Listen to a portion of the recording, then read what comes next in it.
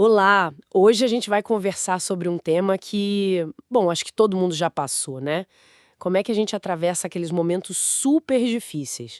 A gente tem aqui uma análise interessante que usa a história de uma figura ah, histórica, o Elias, lá de Reis 19, para pensar sobre isso. A ideia é tentar tirar dessa narrativa algumas pistas, sabe? Sobre como achar força quando parece que não tem mais saída. Vamos dar uma olhada nisso. Exato. E é bom situar um pouco a história, né? Elias, que era um profeta super importante, ele entra numa crise pessoal assim terrível, logo depois de um sucesso público enorme. É um exemplo que essa análise usa para mostrar como, tipo, mesmo as figuras mais fortes podem ter momentos de desânimo extremo. O mais fascinante, eu acho, é como essa experiência que está lá descrita pode espelhar o que muita gente sente hoje em dia quando está na dificuldade. Sim, a análise detalha bem essa fase dele. Depois de uma vitória super marcante, ele recebe uma ameaça e, bom, foge.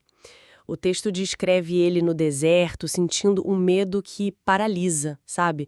Cansaço e um desânimo tão, mas tão profundo. E a análise foca naquela frase dele: já basta. Tira minha vida, Senhor. É muito forte, né? Mostra a intensidade do desespero. E a análise sugere que isso é algo com que muita gente se identifica em momentos de aperto. Uhum. E tem um ponto que a análise ressalta bastante, que acontece depois, numa caverna. Está lá em 1 Reis 19, mais ou menos pelos versículos 9 a 13. O ponto-chave é que a comunicação que ele percebe, a orientação divina, não vem com barulho, sabe? Não é vento forte, terremoto ou fogo, nada disso. Vem num sussurro suave. E a interpretação que dão para isso é bem forte. Às vezes a clareza ou o consolo, no meio do caos, não vem gritando. Vem de forma sutil. Exige que a gente pare, fique quieto e preste atenção de verdade. Bem diferente da nossa vida corrida, né? Nossa, total. E o que me chamou muita atenção aqui, nessa análise, era a virada que acontece depois. Depois desse fundo do poço todo, de pedir para morrer, a história mostra Elias não só recuperando a força, mas recebendo uma nova direção, uma missão bem clara: preparar o sucessor dele, o Eliseu, e continuar o trabalho. Aqui é onde fica bem interessante. Como que a análise interpreta essa mudança tão radical? Pois é, essa virada é, assim, fundamental na análise. Eles apresentam isso como um sinal de que o fundo do poço não é necessariamente o fim da linha, sabe? A interpretação é que, mesmo nos momentos mais escuros, pode sim surgir um novo propósito, um caminho que a gente não esperava. O estudo reforça muito essa possibilidade de restauração. E também a ideia de que existe uma força, uma orientação externa que pode ajudar a pessoa a se reerguer, mesmo quando ela se sente totalmente perdida e esgotada, como se a vulnerabilidade dele naquele momento abrisse espaço para essa nova direção, entende? Não foi o sucesso anterior que protegeu ele, mas a crise que abriu uma porta. Faz todo sentido.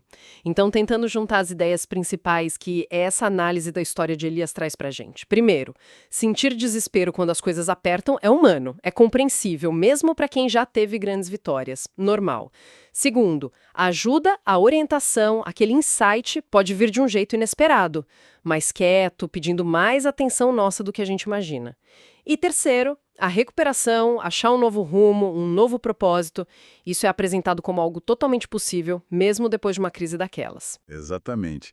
E isso, bom, isso deixa a gente com uma provocação final, né? Inspirada por essa análise toda. Se a clareza pode mesmo vir desse sussurro suave, como o estudo de 1 Reis 19 sugere.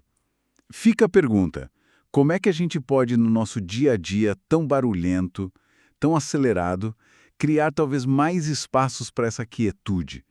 Será que prestar mais atenção nos sinais mais discretos ou naquelas fontes de força que não são tão óbvias ao nosso redor? Será que isso poderia dar novas perspectivas justamente quando a gente está enfrentando nossos desafios? É algo para se pensar, né?